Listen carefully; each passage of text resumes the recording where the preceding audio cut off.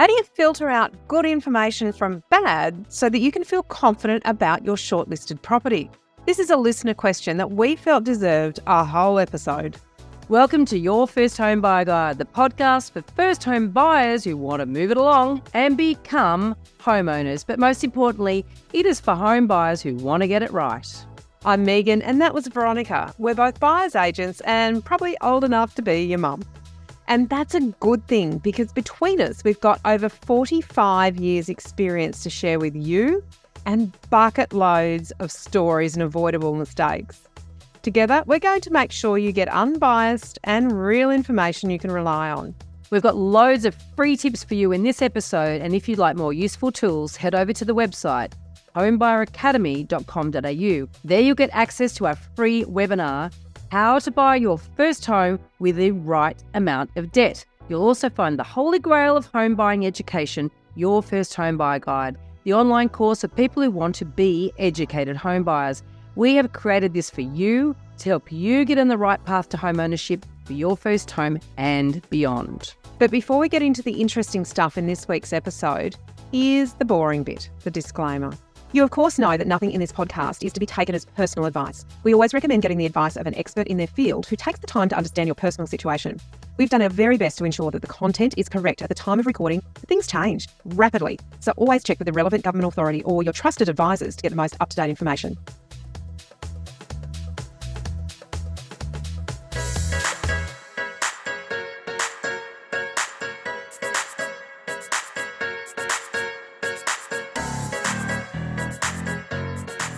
Today we're talking about how to manage information overload in a way that gives clarity about what we should be listening to or who, and who or what we should be ignoring. But before we get into that, you have a special building behind you this week. It's a little chilly around the country. You know, it's sort of winter, late winter when this goes to air, and that is the Gold Coast. Now, I have to say, I don't think those buildings are actually constructed yet. I think they're a proposed set of new buildings, but they looked amazing. And since we're talking about strata today, I thought it was very appropriate that we have one of the most high density areas along the coast, which is the surface paradise. We are talking about strata today, actually. That is very, very timely. I was down the Gold Coast the other week. We did a little bit of a drive down there and I looked and I think one of them at least has been built because I looked at it and went, I've seen that somewhere and it might have been in one of those photos.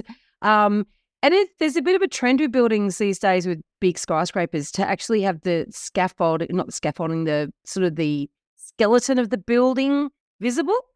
Yeah, the engineering components. Yeah, it was just quite interesting. Anyway, well, this particular question came through and recently and from a fellow named Aftab, and it's quite a juicy one.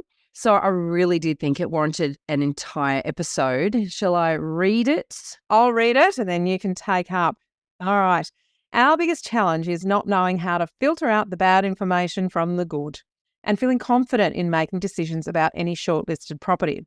We had signed a contract 2 weeks ago and paid 0.25% deposit on a 2-bedroom apartment in Sydney. The strata report came back with funds in deficit as a result of a loan being taken out to fix some building issues. Red alert, red alert. Solicitor was a bit concerned with that and advised us not to proceed, but our broker thought it was okay. Ultimately, we decided to rescind the offer within our cooling off period. But now, reading one of your articles, it seems we could have gone ahead with it as the location was really convenient. The property is now back on the market. Anyway, information overload and inexperience in talking about property matters is what's holding us back at the moment. So, the first thing, I'm a little alarmed that we've encouraged him to go ahead regardless. That he sort of felt after reading one of our articles that he should have just thrown caution to the wind because it was a good location. Absolutely. No. Mama says no. Definitely says no. The thing is with location, it only does part of the heavy lifting. It takes you to a certain point, but if you choose the wrong asset in a good location, then you are in for a world of pain. So let's just clear that one straight off the bat. Do you know what? It almost sounds like, Veronica, that maybe that information or whatever it was has been taken out of context of the big picture. It's almost like listening to these podcasts without understanding the whole process of buying a property and how this stuff sort of fits into the big picture. Oh my God, you just said, like, that's just given me perfect. See, write it down. Whatever it is, write it well, down. no, it's the thing is that you and I, we record these podcasts, we deliver them every single week. There's lots of juicy information in these podcasts. But if you think you can just take one little piece or one episode or even a handful of episodes and think you've got enough information to buy the property, then you've missed our point. And our point is that there's a process. You have to learn the process. You have to get everything in the right order. And that's why we put together the whole course, which is Your First Home Buy Guide, which helps people not to cherry pick bits and pieces of information, but to get the whole thing in context. So anyway, as you were saying that, I was like, oh yeah, that's exactly why we built the course. But that's the whole point.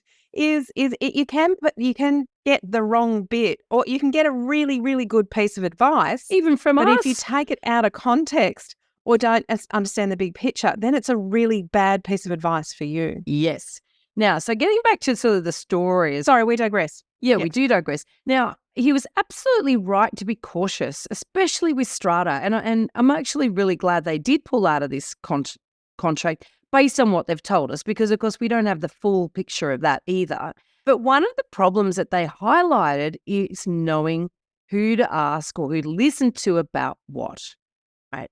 So their solicitor may have been overcautious, possibly, but also they may have also seen red flags all over that strata report. And so we don't know any more detail, and it might be totally legit that they borrowed money and they're being really responsible in the way that they're managing that building. But it also might be that they've had a bunch of owners that have never contributed to the Capital Works Fund. They've been running on the smell of an oily rag for years, avoiding all the maintenance, and then they got to a point where they were forced to do something and had to borrow money. So there's so many different ways that they could have ended up with that scenario. And so, a good solicitor who does know about strata will be able to help guide you through whether that is, the former or the latter example or somewhere in between. But, so obviously we can't comment on whether the solicitor was appropriate or too wary. But at the end of the day, the solicitor's paid to advise you and to reduce your risk. Yeah. And not only that, but a big part is, what is the next question after finding the issues? And what we don't know from the question, we haven't got any further information about it, but what we don't know is what the advice back from the solicitor was around. So did they read the strata report or just look at the balances? So now a good solicitor, and there's we've done plenty of podcasts on this, a good solicitor is going to engage a specialist to do a strata report and provide information that is bigger than just what they read in the minutes, because, they're getting their information from minutes and from capital works forecasts and looking at notices and emails that go between the members and all those sorts of things. That's where they're gathering their information from. Just the fact that it's in deficit to deal with some building works, you'd really want to dig in a little bit more to understand what that was about. Were the levies not collected correctly along the way to have enough money? Was this such a big issue? But it's been dealt with, and there's a way, as you said earlier, there's a way forward to deal with the debt. Now, of course, no one wants to take on debt, but if it's already been kind of dealt with and allocated for and the funds are there, then it's just a matter of understanding that and weighing up whether that's right for you or it's going to impact you. That's exactly right. I mean, look, I literally last week read a strata report for a client, and has been a lot of work done on this building. It's probably about 50, 60 years old, this building. And in the strata report, we read that they were having a survey done. So that's like another word for building inspection on every floor. I think there was something like maybe 15 or 16 floors in this building. And so they were getting this report done. It was mentioned in the minutes of a meeting, some months back. And I thought, well, great, where's that report? So that for me is like, I want to know. I want to know the scope. They're talking about raising all this money, do all this work in the building, and they're talking about all the cosmetics, about cladding it and this and that. It's all very exciting. or expensive, talking about potentially redeveloping the roof and putting a penthouse on there to fund it, all these highfalutin, really great, potentially great ideas, but not costed, not agreed on, nothing, right? And I'm like, it's, so lots of strata buildings will sort of go into this sort of thing. But I'm like, well, you could just be walking into a situation where a lot of people are got a lot invested in this and are really going to railroad this and push this through. Or you could be walking into a situation where it hasn't got a hope in hell of getting off the ground. But then the very fact that there was this building inspection that had been done floor by floor was mentioned, and months later, so what we're talking 4 months later, we still had no copy of the report. We have no, and there was maintenance work being done. And going, you could be walking into just an ongoing liability that could go for years and years and years. And it's the question marks and the lack of information that is the issue there. It's the gaps. And so, a solicitor who reads a lot of these reports, who doesn't just look at the budget, will be able to comment on that vis-a-vis how it compares with other buildings. But you know what? Probably the most alarming thing about this listener question wasn't so much the fact that the solicitor had warned them off it, and I'm very glad they took the solicitor's advice. Yeah, and can we point out, but if you're going to listen to anyone, it's the solicitor. Yes, because their mortgage broker said, "Oh no, you don't have to worry about it." Oh my God. So far outside his lane, her lane, their lane. Yeah, so they're swimming so far outside their lane, they're actually on dry land. That's how far they are outside their lane. Their lane. They're not even in the pool. In the pool, not even in the pool. I mean, a mortgage broker specialist in strata to start with.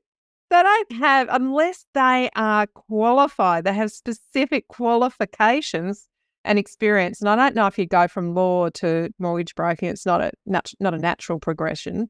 They shouldn't have given any advice around this at all. It's just abominable. I'm mortified to think that a broker would say that. And I guess we have to remember, when is the broker paid? Yep, spot on.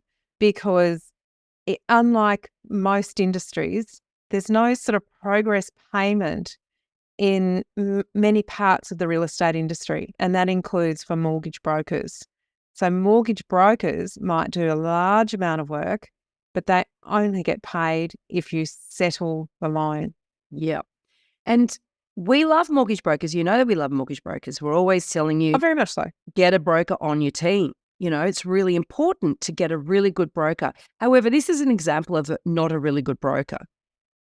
This is an example of somebody who really should just stick to what they know, if they know broking for that matter, because I would hazard that as a person, they might be either overly helpful, but terribly unhelpful, or it's a wrecking ball.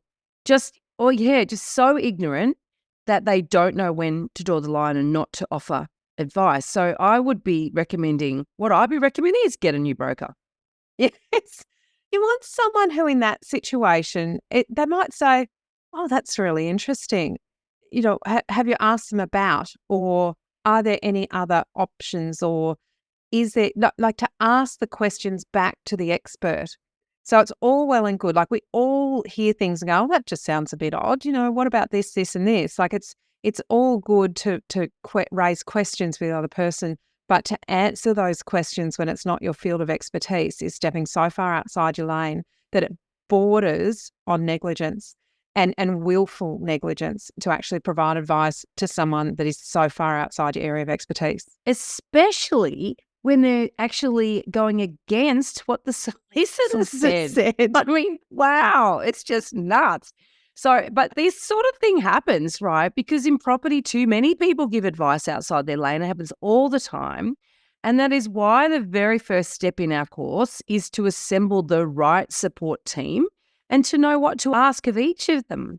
But also, I think the other thing that when we get to step 7, which is the due diligence or the evaluation step, is to understand the process and know what to look for in a strata report as well. Because then just relying on the lawyer isn't actually really good enough either, because the lawyer may not be an expert in strata, although, as I said, we've always encouraged you to find one who does, but it's actually quite difficult to find people who specialise in strata.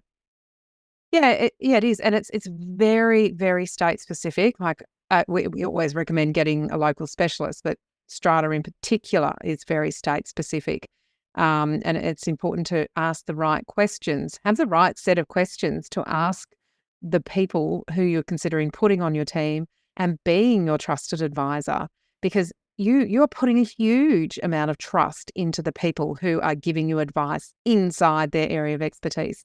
And the lawyer is, the conveyancer, the solicitor, they're one of the biggest ones that you need to have a good ability to communicate with. The cut price solicitors, I don't know how many times we have to say it. If you are given a low price for a fixed contract, a fixed fee for a contract when you're purchasing, and there's a limitation to what they're going to do, and everything that they do for you is, on top of, be really careful, because what you might find is you end up in almost like a factory kind of situation where it's just run through the mill. So the contract arrives, they send you out a letter, you sign a letter, they order searches. There's no communication between you. They don't know what it is you're actually buying.